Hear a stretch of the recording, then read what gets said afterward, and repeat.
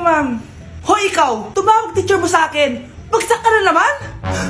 Anay, kasi ayoko na marinig. Simula ngayon, bawal ka nang gumala at mag-cellphone. Hindi pwede to. Anong gagawin ko? Aray! Sakit ng pagkaramdam ko! Magpahinga ka na, anak. Bipilit kita ng Chicken Joy. Sige po, Nay. Effective yung plano ko, A few moments later. Anak! Ayan, bilis! Oh, nagsiselfone ka na? Okay ka na, no? Maglinis ka na doon sa baba. Ang sakit. Ang sakit talaga ng pagramdam ko. Aba, teka. Huwag mo ako niloloko, Magbihis ka na. Pupunta tayo sa doktor. Anay! Tara na. Hello, Doc. Ipapa-check up ko po tong anak ko. Sige, pasok kayo. Ano po nangyari sa kanya? Kasi Doc, palaging may masakit sa kanya. Totoo ba to, Doc? O kunwari niya lang para di siya mautusan? Tignan natin. May malalang sakit yung anak mo! Ha? Mamamatay na siya? Di ka magiging okay, ma'am, Meron akong gamot dito, ma'am. Last stock na lang to. Ipainom mo na. Effective yan, Iinumin ko na, Nay, Ayan, Nay. Okay na pakiramdam ko. Ayan, huliin niyo na yan. Ano mangyayari? Isa siyang peking doktor. Kaya ikukulungan namin siya. Ha? Anak, ano nangyayari sa'yo? Anak! Ay, expired na pala yung gamot. Walang iya ka. Grabe na talaga panahon ngayon. Bakit po, Nay? Tingnan mo tong nakita ko.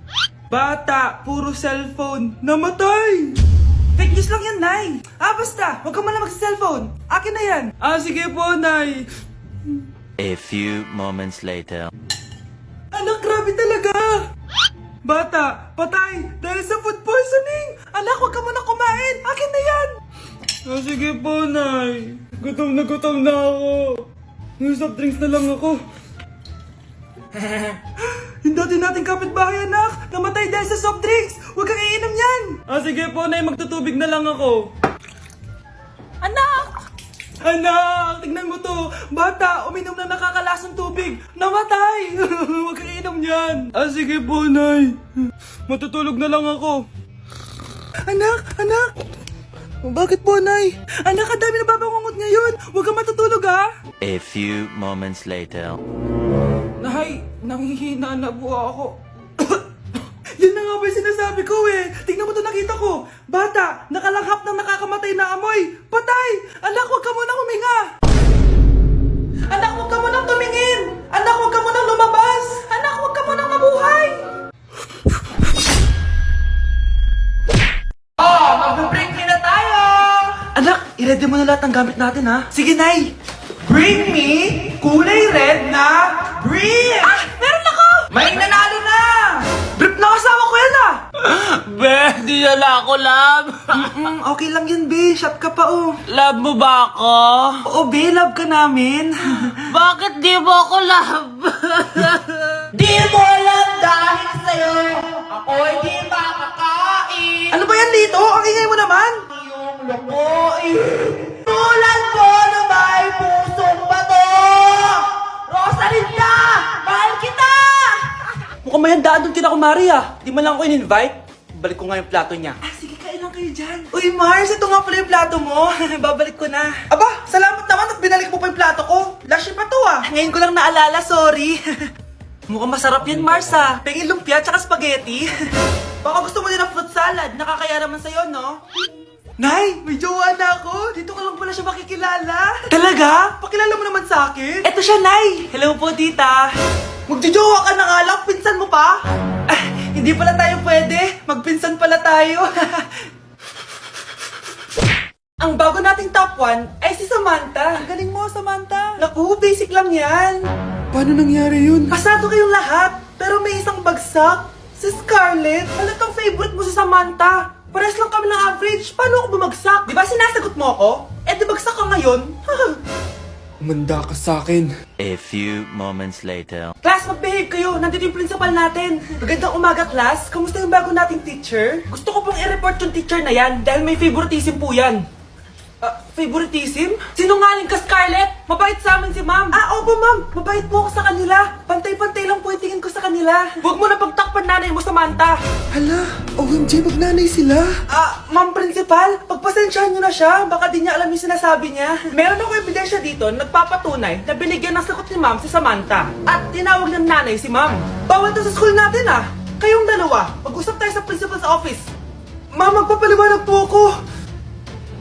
Ang bago nating top 1 ay si Scarlett. Yes, Scarlett, deserve mo yan. Marami pong salamat, Ma'am Principal. Alam mo, buti na lang hindi mo na-teacher yung nanay mo. Anong sabi mo? Hindi mo ba alam na magkapatid kayo ni Samantha? Iisa lang kayo ng nanay.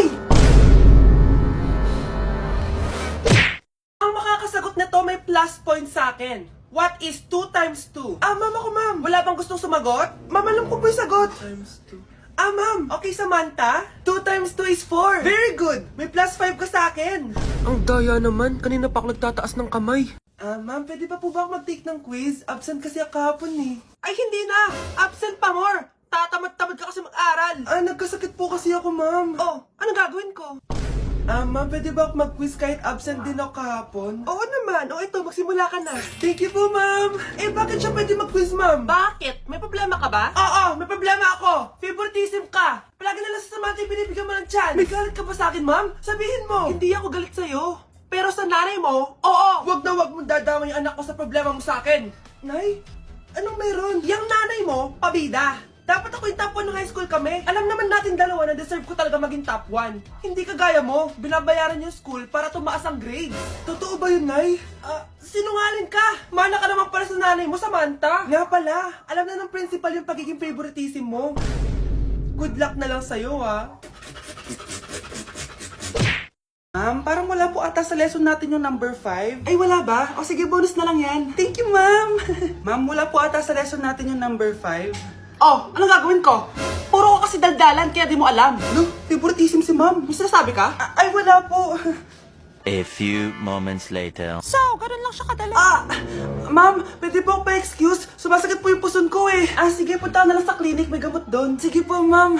Nagets niyo ba, class? Ma'am, excuse po, sumasakit po yung puson ko. Ang arte mo naman. Konting sakit lang, excuse agad. Kapag di maganda, wag na mag-inarte. Kala mo naman ang ganda ni ma'am. Hello po, ma'am. Sorry po, absent ako kahapon. Nagkalagnat po kasi ako ganun ba? Sige, excuse na lang kita. Sige po, ma'am. Thank you po. Ma'am, excuse po. Nilagnat po kasi ako kahapon kaya di po ako nakapasok. Naku, tigilan mo ako Walang isang araw na lagnat. Ang sabihin mo, tamad kang pumasok. Ikaw nga, palagi ka nga di pumapasok Anong sabi mo? Totoo naman, ma'am. May favoritism ka. Susumbong kita sa principal. Maniniwala ba ang principal sa'yo? Wala ka namang ebidensya. Anak, mag-exam tayo mamaya Dapat mas mataas grades mo kay Scarlett. Oo naman, Nay. Mas magaling naman ako sa kanya. Anak ni ma'am si Samantha. Eto yung mga sagot mamaya sa exam. I-perfect mo yan. Sige na, Nay. Baka may makakita pa sa atin. Humanda kayong dalawa sa principal. Tapos na yung maliligayang araw niyo. Anak, aalis lang ako Maglinis kayo dyan. Bye, Nay! At dahil wala na si Nanay, ako ang bago niyong boss. Kaya sundin yung mga inuutos ko, ha? O Kyle, ikaw na magugas ng mga plato doon Wow, lakas magutos Aba, nagrereklamo ka ba? Brianna, walisin mo yung mga kalat dito. Pwede ikaw naman. Walisin ko mukha mo Ano sabi mo, babae ka? Hoy, ikaw, Miguel. Ikaw gumawa ng assignment ko, Ang lala ng babaeng to. Sa bobo pa papagawa ng assignment. Matutulog lang ako, Dapat pagkagising ko, tapos na lahat yan, Nakakainis si ate. Sobrang tamad na. Dami pang inuutos. Ano magagawa natin? Favorite kasi ni nanay yan Isumbong na natin niya kay nanay. Hindi pwede inaalipin niya tayo ng ganito. Anong isusumbong, Akala niyo hindi ko kayo naririnig?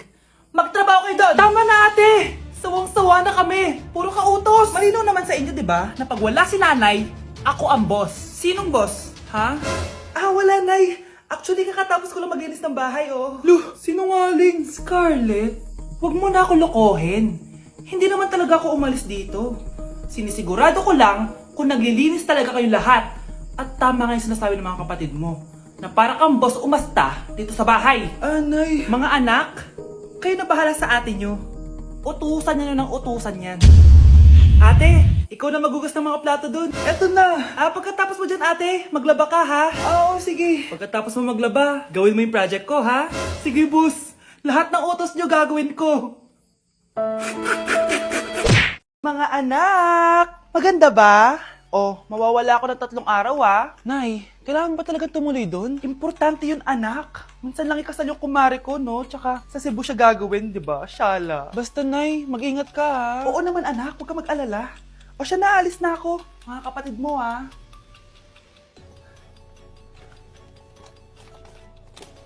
Saan yung wallet ko? Ay, kuya! Balik tayo sa bahay. Nakalimutan ko yung wallet ko. Ano ba yan? Maliliit na ako. Saan na ba yan? Ito.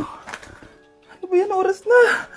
Mabuhay, ma'am. Welcome to Air Philippines. How can I help you? Ay. Miss. Dito po ba yung flight VD415? Yes po, ma'am. Check ko lang po. As per dito, ma'am, nakaalis na po yung aeroplano. Ha? Hindi ako pwede malit sa kasal na kumari ko. Kailangan ko umabol. Ma'am, kailangan niyo po ulit mag-rebook ka. So, ang next available flight is bukas pa po, ma'am. Ano ba yan? Gawin mo ng paraan. Diyos ko, sayang lang pera ko. Wala palang kwenta tong airlines niyo eh. Uwi na nga lang ako. Sorry, ma'am. Oh, Nay, nandito ka na agad? Akala ko ba 3 araw ka mawawala? Eh di ayun, naiwan ako ng aeroplano. Alam mo, parang pinipigilan talaga ako ng universe makaalis eh. Nay, buksan mo yung TV. Ha? Bakit? Breaking news! Nandito tayo ngayon sa site kung saan nag-crash ang flight VD415. Ayon sa mga otoridad, walang nakaligtas sa mga pasahero nito. Kaya pala, kung nakasakay ako dun sa aeroplano na yun, patay na ako ngayon. For our last question, ano ang full name ko? Wala naman yun sa lesson Siyempre, dapat alam niyo yung pangalan ko. Dami namang alam nito. Di ko maalala full name niya. Perfect na sana ako eh. Kapag di niyo nasagutan yan, minus 10 kayo sa akin. Aba, ma'am, paano namin malalaman yung full name mo? Eh di ka naman nagpakilala sa amin. Ano ka, sikat? Artista? Ang lakas mo mag-minus kapag di nasagutan yung full name mo? Sige nga, ano full name ko? Kapag di mo nasagutan, ma-minus ko yung sweldo mo. Tsaka magagamit ba namin yan kapag nagtrabaho na kami? Di naman, diba? Pakinamin sa full name mo. Unang tanong, magbigay ng bagay na nagsisimula sa letrang K. Okay, Samantha? Kuko? Kuko is 3 points lang. Sayang. Okay, ikaw naman, Scarlett. Sisimula sa K? Kifi. Kifi is the top answer. Yes! Okay, next. Magbigay ng parte ng katawan. Scarlett, dahil ikaw ang nakahula ng top answer, ikaw ang mauuna. Pantog. Basic. Pantog is 10 points. Ha?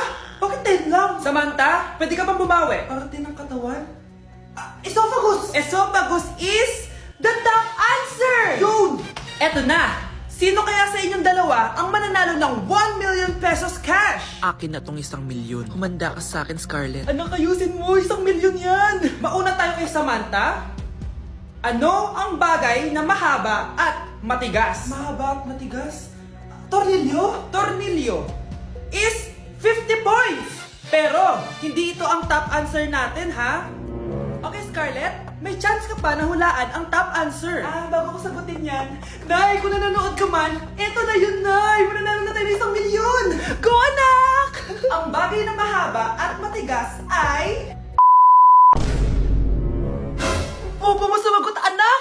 Sayang yung 1 milyon!